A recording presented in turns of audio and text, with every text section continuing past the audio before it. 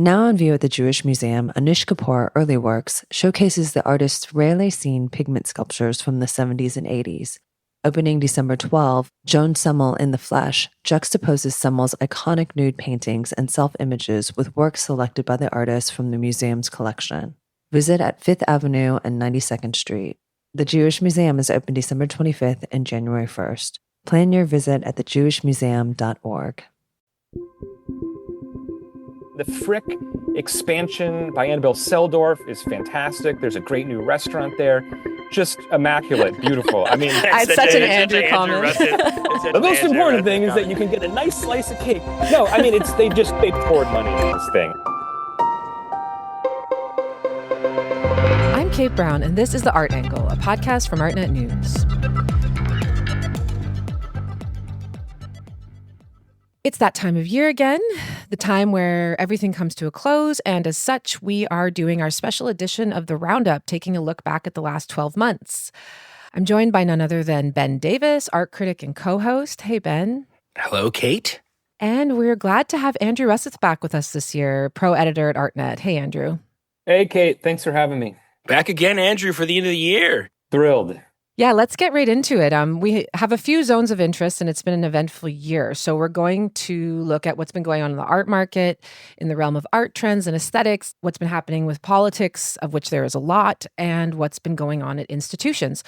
Let's turn to the art market since we are just recording this as Art Basel comes to a close, which is sort of the final market moment of the year. Andrew, do you want to kick us off and give an executive summary of what has been going on? Yeah, it's remarkable to be talking right now as Basel winds down because it has been a topsy-turvy, wild year in the art market. We have seen dozens of galleries close, from established shops like Speroni Westwater to younger ones like Clearing and High Art.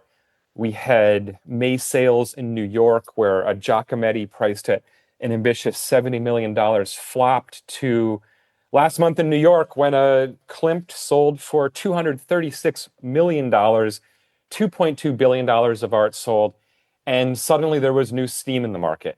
In October, the fairs in London and Paris are very strong. Initial reports out of Basel are pretty good. And so, to summarize, we've had 3 years of contraction in the art market, and there's this final hope now that maybe a corner has been turned, maybe there's a little bit of energy happening across all levels, but, it's too soon to say. We have the first quarter of 2026 coming up, and that's historically a quiet moment, and we'll have to see how people do. Right. Yeah, there was a lot of fear heading into the fair week about whether the primary market was going to benefit off of these auctions, right, Andrew? Exactly. The big buzzword, the idea of the K-shaped recovery, that perhaps Right, I was going to say. some of these big galleries are doing well. They're recovering nicely. Some of the smaller ones may be struggling. In the run-up to Miami Basel, we saw many, many dealers who have done it for a long time decide to pull out. Of course, if you do that, you still have to pay a good chunk of the fee, but you're potentially not on the hook to lose money down there. And so galleries like Miguel Abreu, Chantal Crusoe decided not to do it. That at least did bring in a kind of younger wave of galleries who would not necessarily have the opportunity to do it. So, that's been one of my takeaways for the year is real struggles. It's sad to see galleries close, for artists to lose representation, but there are a whole number of galleries waiting in the wings. And even this year in New York, we've had some interesting galleries open up, interesting galleries expand. And so it feels like a moment when the market is in transition and maybe has some new energy behind it. That's interesting. I feel like when we talked about the fairs in London, that was a theme that they were trying to focus on, new energy, that maybe London, maybe that could be the story coming out of that. And I guess that's what you're saying about Miami, that maybe, there was a story in the run up to it that things are so bad, they're worse than they're telling you, a lot of galleries not going, but then maybe that opened up space for new people doing stuff to come in. Yeah, exactly. I don't know if I believe that. Yeah. I don't know if I believe. I just say, I was thinking in the lead up to this that, the art market has a problem of the case of the boy who cried, the wolf is gone. I feel like we're always talking about the recovery. And I've said that before, but I was suddenly wondering if maybe that itself isn't part of the problem, that like people have trouble believing the narrative of the comeback just because it's always a narrative of a comeback. I mean, I just was wondering if that was part of the story itself. Right. I think it's tough. I mean, to repeat the thing that always gets repeated, it's a shadowy, opaque market. And so I think at the end of the day, the only proof we'll have is come January, come February, come March, our galleries opening their doors. And I share your skepticism to some degree. I mean, we just don't know. But I do think the silver lining in all this is you can just look at the exhibitor list and say, oh gosh, a whole new chunk of galleries got a chance to show at the convention center in Miami. That's great. I mean, my complaint with the fairs is always there's not enough churn. You go and you see the same dealers over and over again, bringing largely similar groups of artists. And here was a chance to get some fresh blood in the door. And I think you see it in New York as well, where galleries have closed. I mean, real losses, having people like Clearing close, Tilton Gallery, a long-established one. People really depended on these galleries to boost careers, to show young artists. But then we have a new tranche coming in. Do you think that new cohort will appeal to a new generation of buyers? Because there's also a generational shift in collectors happening as well, right? New taste in the market, as you guys covered in the intelligence report. Well, this is the really big question that everyone is trying to crack. I mean, you see the auction houses saying we're going to sell Birkin bags, we're going to sell Jordans. Triceratops. Absolutely. Phillips. Skeletons. You went to Phillips in New York last month, and it was like a natural history museum. There were fossils. There were Basquiat paintings. I mean, it was sort of throw everything, including the kitchen sink, at the wall and see what will sell. The Cabinet of Curiosities is trending. The Cabinet of Curiosities. There was a missed opportunity at like the golden toilet joke there.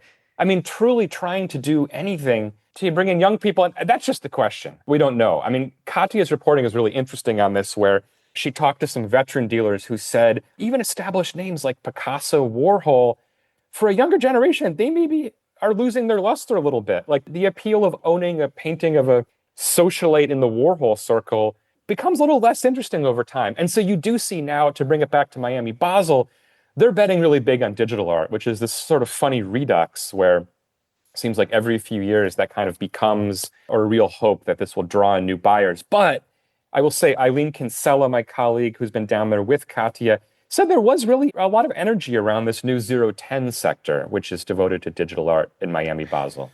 And I think we'll talk a little bit more about that in the art trends, but I just want to push back on that narrative a little bit, because I was looking over some of the reporting on the auctions and thinking about this K-shaped economy idea that the lines go in two directions, like the top goes up and everybody else goes down.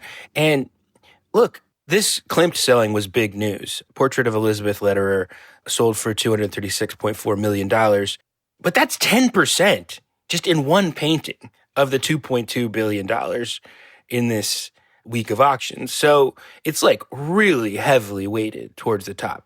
And then I was looking at something in the New York Times where they were saying, I'll quote their coverage, in November 2024, that's last year, Christie's, Sotheby's, and Phillips featured 16 ultra-contemporary artists in their marquee New York evening auction. So that's artists, a term Artnet coined actually, artists born 1975 or after. And then last week, that is during the sales we're talking about, they offered 9. So the number of younger artists, we're talking artists under 50, decreased. It's a really confusing time in the economy in general, in the art market economy specifically, and whether there's like new blood coming in or a consolidation of the old blood is really confusing. No, I think those are essential points you raise. And that's the tough thing, that, you can look back a few years when there were record numbers and people can say, oh gosh, the Paul Ellen sale came up and that represented a massively disproportionate percentage of the totals in that year.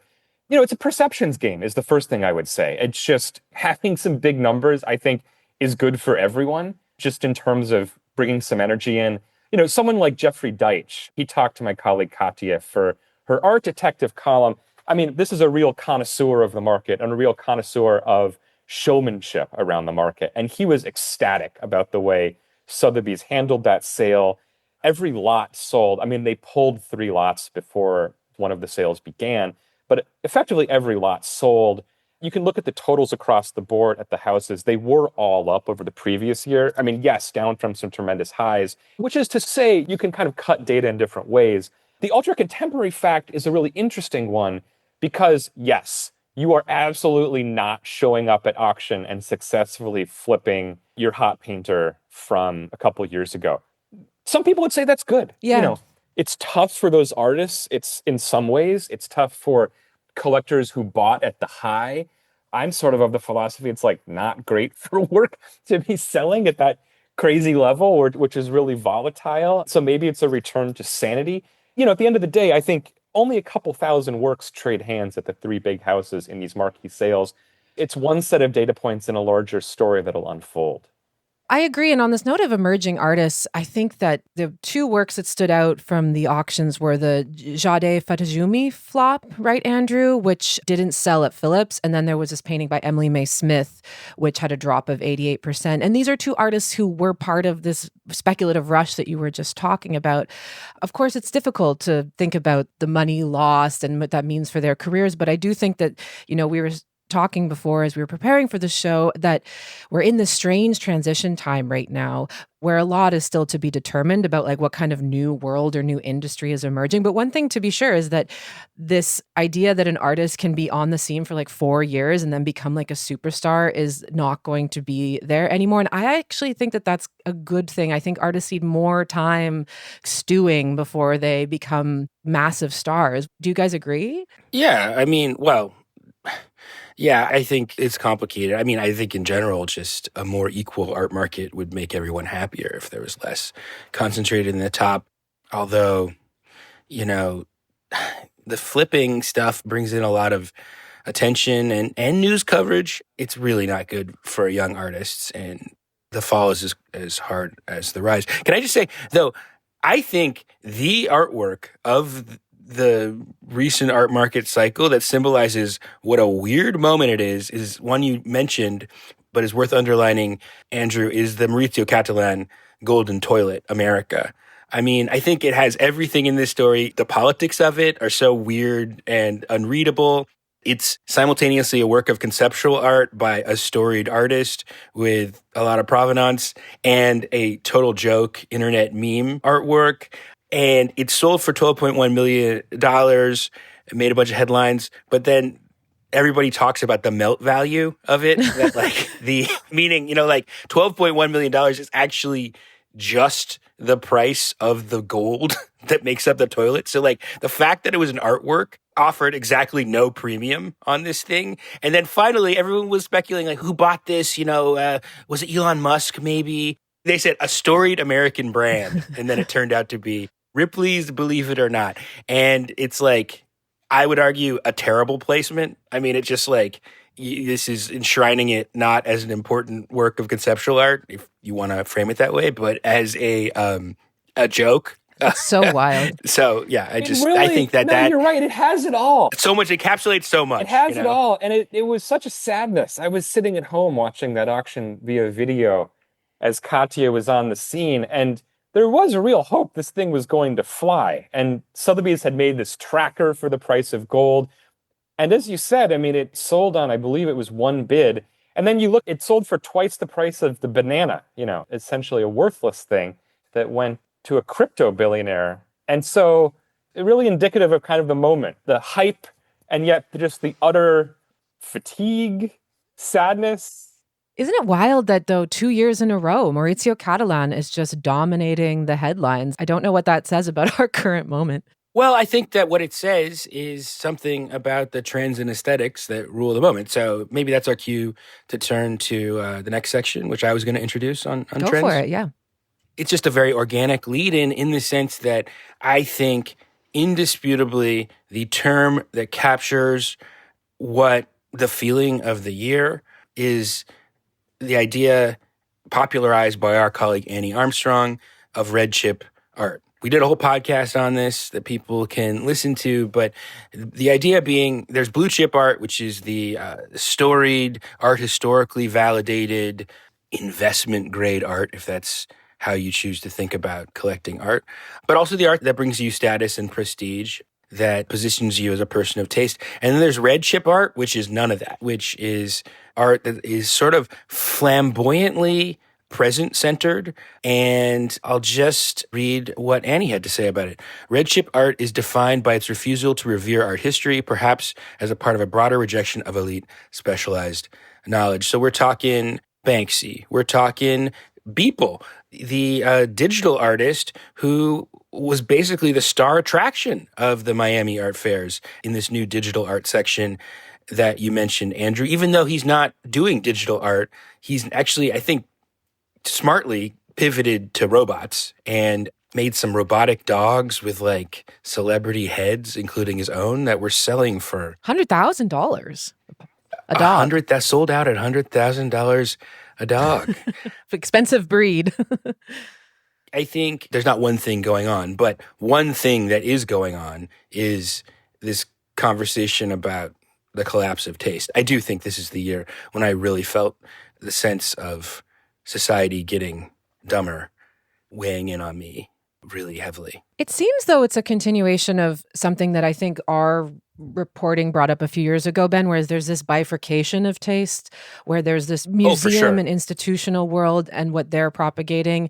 But I think what's changed is that on the other side, on the market side, that it's no longer just figurative painters, but it's this whole new hype scene. Yeah, well, look, I do a list of the museum artists, that involves me combing through hundreds of museums programming every quarter and figuring out which artists are showing in the most places. So I can tell you what's going on in the museums, and it's more or less a continuation of a focus on social justice themes that ruled the art scene for the last decade, essentially. So the biggest artist of last quarter, I believe, was Jeffrey Gibson, artist who focuses on indigenous culture and textiles.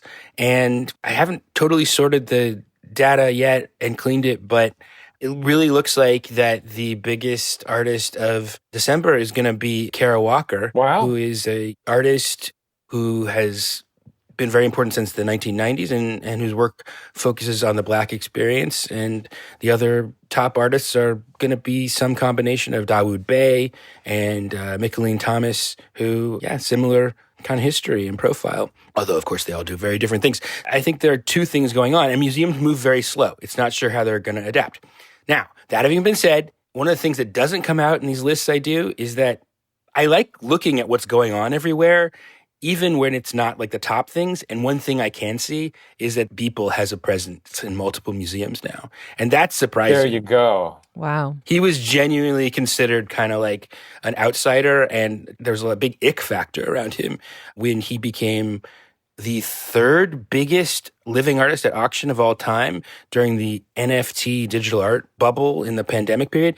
And LACMA has a Beeple on view right now, and so does the Toledo Museum of Art. It's very unusual to have multiple shows on at once. So that really looks like museums thinking like, can we work with this energy? I mean, Beeple's always been interesting to me from a kind of like taste perspective or ratification perspective, because very early on, you had people like Hans Ulrich Obrist, Carolyn Christoph Bagariev, former Documenta curator, sort of in his orbit and intrigued by him, I think because of his reach, because of the money surrounding him. And yeah, you see down in Art Basel this sense of, gosh, how much do we want to interact with this world? I'll shout out Nate Freeman, former Artnet wet paint columnist. I was listening to his Nota Bene podcast this morning, and I thought he kind of nailed it about Beeple. He just said, I'm just used to him being in the ecosystem now, right? He's just part of it. Yeah. And I think that's right. It's like this idea that a kind of mainline rarefied art world was going to be able to kind of eject these more populist, more digital things is just no longer the case. I mean, we're not quite at the level of like Alec Monopoly doing something in the Meridian sector of IM but you gotta, for people who don't know, you gotta say who Alec Monopoly is. Yeah, what's he been up to?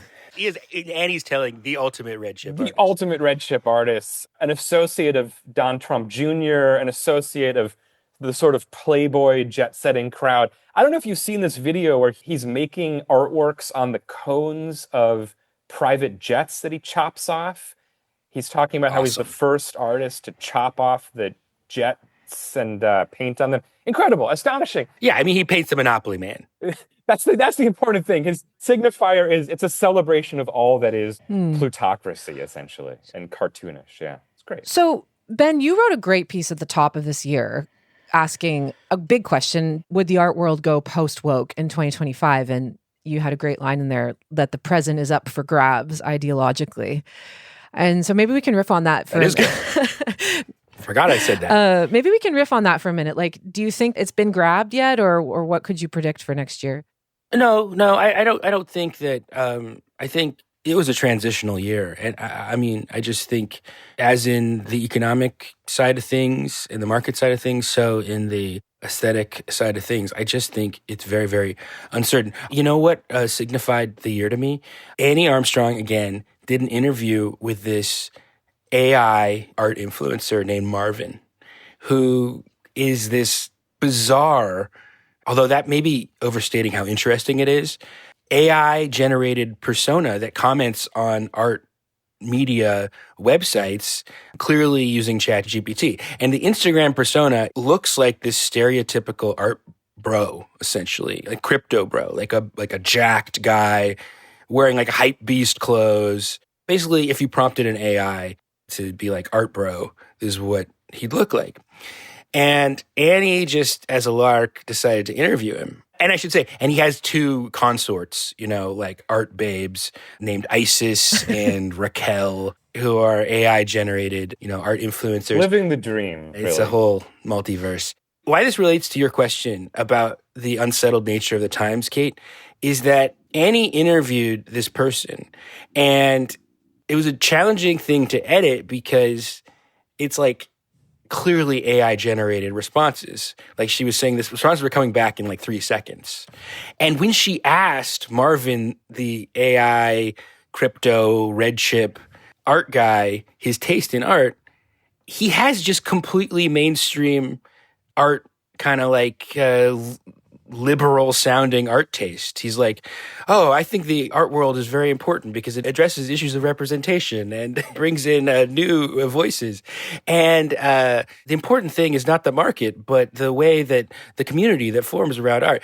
Just the kind of generic boilerplate press release, kind of virtuous academic adjacent. And I thought that is so emblematic that on the one hand, you have this thing that looks like trying to be this new kind of unsettling phenomenon, but at the same time, the common sense of the art world is lingering in this zombie form. Still a data point, yeah. Yeah, and he's still trying to ingratiate himself to the same kind of power centers. So, long way of saying, I think we're just between two worlds.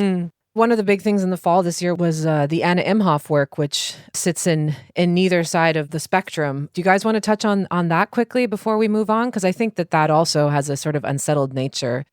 I loved it. For those who are not familiar, this was the great Anna Imhoff who won the Golden Lion at the Venice Biennale a few years ago for a kind of fearsome installation of dancers and dogs in the German pavilion, took over the Park Avenue Armory for a multi-hour piece where there was a countdown clock. There were, a dozen Cadillac Escalades. There were youths giving tattoos to each other, dancing about. It was kind of interminable. It was called Doom. It was menacing, boring, kind of funny in a dark, weird way. I just had the time of my life, but it was very divisive. I mean, Ben, you wrote about it. I think you described it at the time as a very straightforward or obvious take, but I actually think it was the right one. Do you want to walk through you liked it. viewpoint? Well, I mean, I liked it in the sense that I thought that a lot of the things people criticized it for were things that were obviously intentionally what it's about, including that boring and durational and arduous and an endurance test, and that you never knew where to look inside this big stadium space where it was. And then specifically that it's hard to explain without getting too deep into this and going over time, but it was a riff on American high school lore, and a lot of the critics were like, this is like just jocks and cheerleaders. What is this? This is such cliched imagery. There's clearly a German who doesn't know anything about American culture. And it's like, look, she knows what she's doing. I mean, you could criticize her from a lot of angles, but she's referencing American lore of teenage angst and psychosis.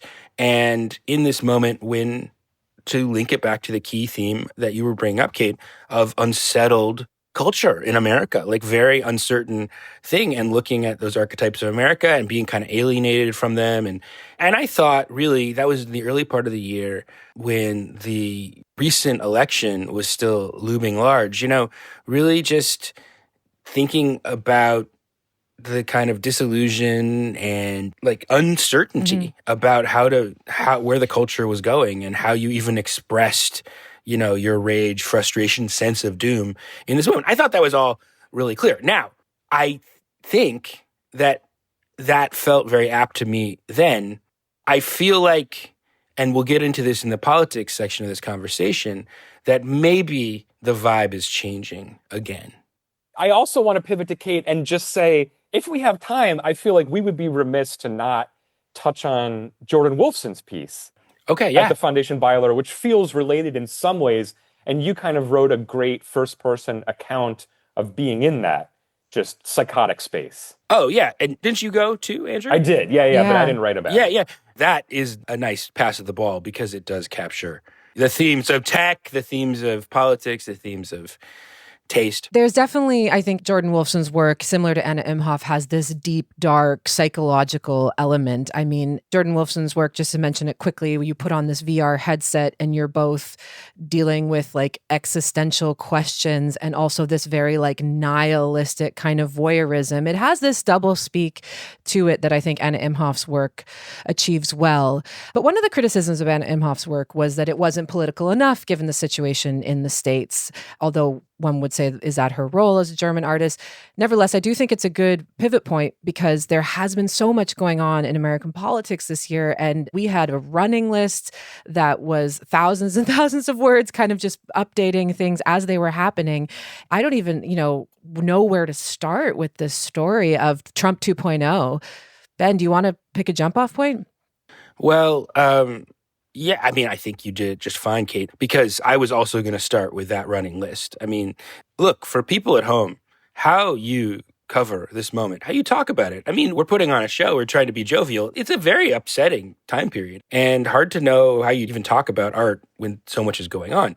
Because in some cases, art is the happy place that people go to, but it's also a place people go to for meaning and stuff. You look at this running list, which is how one way we decided to keep track of what was happening this year in the new political era. There is stuff in there that, like, I totally missed. Like, it is such a barrage of stuff. Like, I missed that the president has proposed making a Trump-themed silver dollar that he's going to launch next year with a picture of himself raising his fist on the top of it. I think the place that we should start, just because we've talked about it extensively on the podcast before, and it's very directly at the center of the art conversation, and it captures a lot of the sense of what was disorienting and weird about this year, is that after the government shut down, the Trump administration finally did announce its pick for the Venice Biennale, which we've talked in the past about how this was a delayed process and it wasn't even clear if they were going to do a thing, and it's way delayed, so it's going to be hard. And they've been attacking DEI initiatives and gender ideology and wokeness in museums. Trump actually came out with a tweet. I think he says, the museums throughout Washington, but all over the country, are essentially the last remaining segment of woke.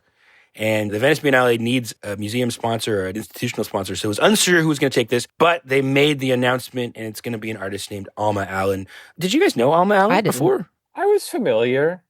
Seen at the Kasman Gallery, seen at the Blum Gallery. Perfectly fine sculptor. Who lives in Mexico? I mean, it's sort of cheap, but that's like the thing everyone's talking about. Like an art, given the centrality of antagonizing Latin American migrants, the fact that it's an American artist who has moved to Mexico City is something people are chattering And he about. reportedly didn't even apply for the commission. He was contacted, right, by curator Jeffy Uslip? Yeah, that's an essential part of it. And what a strange, remarkable thing to receive a phone call. Another proposal had reportedly been picked and had fallen through because of complicated negotiations around the budget. I mean, funding the Venice project is always a complicated thing. The State Department kicks in a very small amount of money. So yeah, got the phone call and said yes. And who can blame the guy? That's my viewpoint. I posted this on social media and people really came at me. This is a once in a lifetime opportunity. You absolutely are not going to get another crack at this. Go for it. I will say, I'm a little embarrassed saying this, but I felt a real sense of relief in the sense that God knows what could have been picked to fill that pavilion, depending on who's in the room when those discussions are getting made. Not an exciting figure to me, not someone who I would have ever remotely thought of on a short list or a semi-finalist list, but sure, why not? I mean, museums are really under attack. I mean, okay, so people will say that during the first Trump administration, Mark Bradford and Martin Puryear and, very distinguished Black American artists, they played ball, but it's different. I mean, I was looking through that list, Kate, and the director of the Eisenhower Presidential Library in Kansas was let go because he refused to give a sword that Trump wanted to give to King Charles. That's one of the most bizarre stories and upsetting. Yeah. Yeah. Yeah. It's not like a joke. And then the stuff about it's going back and forth in the courts, but, trying to mandate that anything that is deemed to be DEI, whatever they broadly mean, that makes you ineligible for an NEA grant. This is scary stuff. So I don't know where all this goes. In any case, I did write a piece about the American Arts Conservancy, which is the group that is officially partnering with the This was an incredible investigation. I mean, I was astonished by the things you dug up in this. Well, I'm glad you think so, because to me, it's like poking around on the internet, but it's amazing what you can turn up. Yeah, I mean, the head of this group, she's based in Tampa, and before this, her big job experience was in the pet food industry. She's a pet food entrepreneur. She was selling natural pet foods. You can still find the Yelp page for her business. I mean, it is just an unbelievably quickly thrown together institution that is literally placing artworks in the White House after being in business for just a couple of months. And the people on its board of directors are just this very garbled collection of people in the construction business. And then its advisors are like NFT people. It really is like looking into like an alternate universe of Palm Beach axis of art. It'll be interesting to see what galleries, if any, come forward to work with Alma Allen. Because, as you said, Andrew, notwithstanding all the political stuff that is going on right now, which is absolutely devastating, it is an opportunity that you can understand why an artist would take. And similarly, you can understand why an artist would need gallery support, and it's an opportunity for the market as well. But his two galleries, Olney Gleason and Mendes Wood DM, discouraged him from taking the commission on. And now he's, I think, doesn't really have a gallery. So it'll be interesting to see what blue chips, if any, join in with this conservancy that you wrote about, Ben. Culture is so incredibly polarized right now, and it's very difficult to do anything. It's not political. I mean, the Pantone declared its color of the year yesterday, which was Cloud Dancer, which is a white. And there's a ton of political discussion about that. It's like, is that a dog whistle? Is this like a Pantone Sydney Sweeney jeans commercial moment? And I mean, it is very hard to make any statement that is considered outside of the political conversation. I don't know if Alma Allen codes as kind of explicitly ideological enough or for the taste. I mean, they're begging for money on the American Arts Conservancy website. I mean, they have very little time to assemble the money for this. And so it requires finding people who care about this as a cultural project to ratify the cultural project of Trumpism on the world stage. And I mean, they're abstract sculptures, right? Am I wrong about what he does? That aspect of it, I think, is fascinating, that you get this group together and they say, let's do something that kind of backs the agenda of the administration or is kind of palatable to us. The best I can make of it is that those abstract Alma Allens, some of them are coated in nice metal and they're grand, and you just picture they would look good in like a Palm Beach lawn, a Hamptons yeah, but it ain't red chip. It's kind of it ain't red chip. I mean, it's not red chip. I mean, the people on the advisory board of this are NFT people. Like one of them is this artist who does like a diamond-studded sculpture of a spaceman for Four Seasons in Riyadh, and an NFT collection that popped and then left everybody holding the bag. I mean, it is a real bomb. Yeah. But I mean, like the Trump revamp of the White House, it ain't. I mean, that is this grand statement, another art and politics story of the year, this ripping down the East Wing of the White House to put up an enormous Trumpy ballroom, and his general redecoration of the White House with gold and a lot of paintings of himself. I mean, it ain't that. It ain't that. So, you know, like I say, if just the color white is political from one direction now, maybe abstract sculptures are political from the other direction now. But I don't know. Yeah, you mentioned the White House revamp, and that's been happening while also there's been major funding cuts to museums and to the NEA this year. Right. Also big stories. The attack on the Smithsonian was another big story. And I think that's like maybe a good segue to our last section on institutions, which is, you know, inevitably also quite political at this time. There's been so much uncertainty about what comes next for them, especially in the wake of Trump in the States. But, you know, Western museums in general are facing a funding crisis. I mean, the Louvre heist this year was, you know, indirectly an effect of a lack of funding that the museum had been begging for. There was a memo that leaked earlier this year, I believe it was, you know, saying how much the museum was in dire need of a renovation and upping of security. So yeah, it seems like institutions are also in a really strange transition time where there's fighting for relevance on the public side of things, you know, in terms of discourse. And then they're also, you know, in an existential crisis when it comes to the basics of like keeping the lights on. You can almost say that the museums are in crisis. One could say the museums are in crisis. Yeah, we did a whole podcast about that with me and Margaret Kerrigan from this package we did earlier in the fall. Yeah, no, I'm curious. There's been some museum openings though this year. Did you guys go by the Frick or the Studio Museum, and what's the tone? Yeah, we didn't get a chance to talk about that, and then maybe we wanted to end on a little bit of a positive note after all the melted Trump stuff and economic uncertainty. But I mean, there have been, some really significant new institutions. That's a happy thing. And I would say the big ones in the U.S., at least along the Eastern Seaboard, have been really positive. I mean, the Frick expansion by Annabelle Seldorf is fantastic. There's a great new restaurant there. Just immaculate, beautiful. I mean, it's such an Andrew comment. The most important thing is that you can get a nice slice of cake. No, I mean, they poured money into this thing. I mean, every artisan in Europe seems to have been tapped to make this thing immaculate. Down in Philadelphia, we have Calder Gardens that Jacques Herzog did. Yeah. Little jewel box of a place with loans from the Calder Foundation.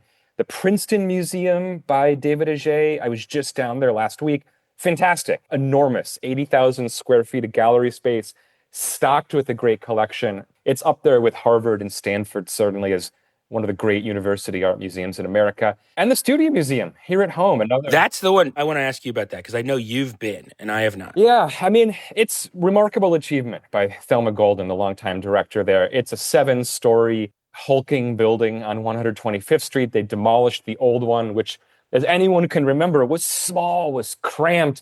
And this is a place that has an astonishing collection, incredible works from throughout the past 100-odd years. And finally, it's on view. There's a beautiful rooftop. My one complaint, this might be on me as someone just encountering the museum for the first time. Some of the spaces felt awkward to me. There's a lot of work displayed in kind of, I would just say, hallways, narrow spaces. It also strangely doesn't feel big enough. I mean, it's 80,000 square feet across 7 floors. I think there's a little under 20,000 square feet of exhibition space. I mean, that's a lot of numbers, but 19,000 square feet of exhibition space, that's not a ton of exhibition space. So I'd wish there was more, but it is beautiful. One great feature is the auditorium, the event space with step seating is right effectively on 125th Street. So you just think about that as a lively thoroughfare with people selling things, people coming to and from work, from schools. You can look in and you can see events taking place. You can see Glenn Ligon on the wall, his famous Me, We neon. It's kind of a great building for that space. And I'm excited to see what they do with it, but a little awkward in some places for me. Yeah, I think it's important to mention that there is a whole new frontier that opened up in Central Asia with the Amalfi Museum and the Bukhara Biennial. And, you know, we'd be remiss not to talk about the new energy that is coming out of the Middle East and also the art market and the institutional world turning its eyes onto the Middle East, given all this disruption that we've been talking about for the past 45 minutes in the West. this seems like a new sort of opportunity. But I think it's also really positive. These are kind of have been dubbed in some cases flyover countries, like these locations, especially the ones in Central Asia where the Multi-Museum of Arts is and the Bukhara Biennial is. And the Bukhara Biennial was actually, backed by some Saudi-linked corporations. So they're not even with the same kind of ties to the West. So there's been this rearrangement that I think is quite interesting in institutions as well. And of course, there's a Guggenheim Abu Dhabi opening next year. Totally. I mean, I think the Central Asian development has been one of the huge stories of the past year. And I'd shout out a number of our colleagues, including Vivian Chow and Kathy Fan in the Asia Pivot, doing a lot of reporting on that.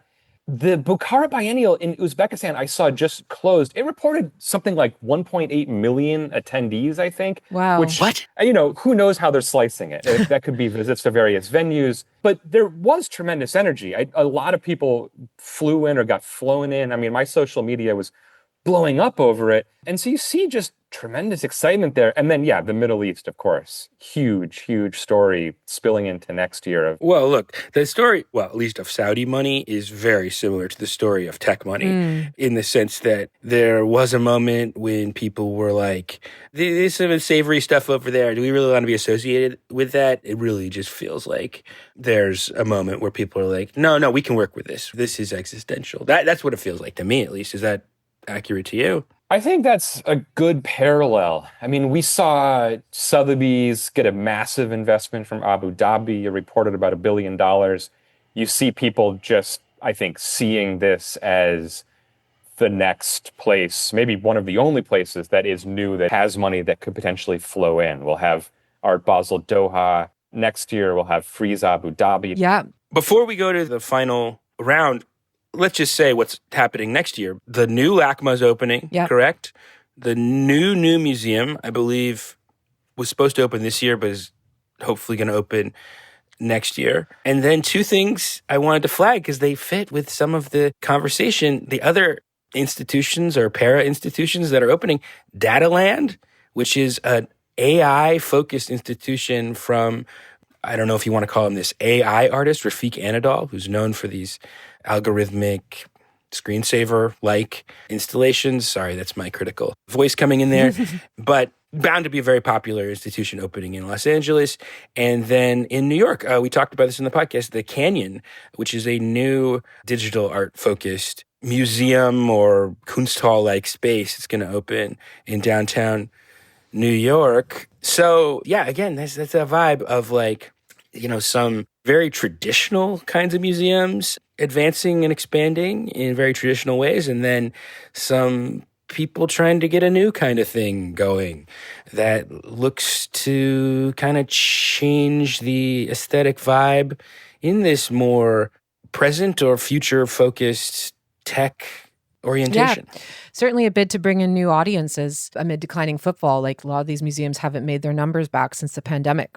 But let's do our quick fire round before we close out. I am curious. Okay. We talked about a lot. Lightning round. We've talked about a lot. But what were those other stories that you think we missed that we cannot miss mentioning?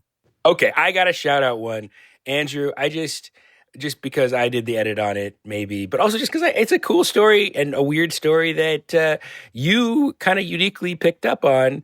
This Richard Prince artwork, Deposition, like a 7-hour video artwork that you wrote a piece about. I love that story. That man's just firing on all cylinders. Yeah, big year for Richard Prince. He's got a show up in Gagosian right now. Crazy new paintings, very weird sculptures. And yes, at Gavin Brown's space in Rome earlier this year, he showed a deposition from one of the times that he was sued for appropriating imagery from notable photographers, as is his practice, his want.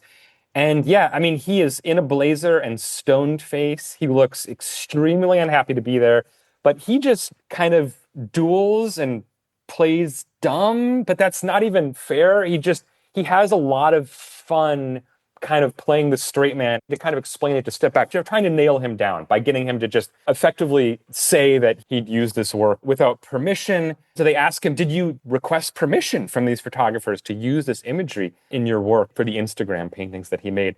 And he says, I give myself permission to make this work.